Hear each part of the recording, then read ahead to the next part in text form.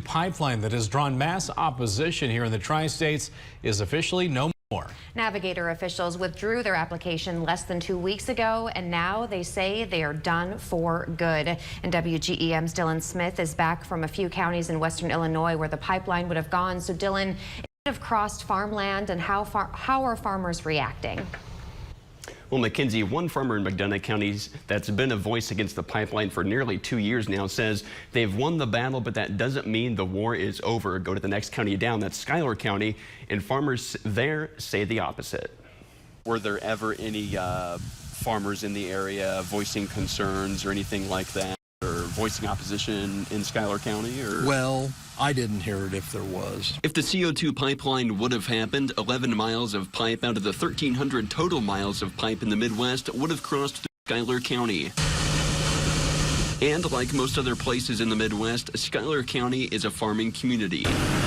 But their farmers, the Schuyler County Board Chair says, were outliers from the status quo. It would have been a benefit if they could have sequestered it underground. And that's basically, I think it could have put 15 to 30 cents a bushel on the price of corn long term.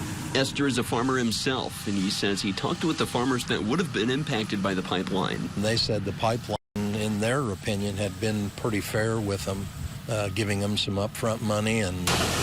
But McDonough County farmer Steve Hess disagrees. It takes care of such a minuscule amount of CO2 that we're not even going to notice. It's like a drop in a bucket. Hess says the pipeline would have crossed a portion of the land he farmed and less than a mile from his son's house. While safety is a concern, he says the use of eminent domain for a private company like Navigator should not be allowed. And if we want to address CO2, let's do it on site in places.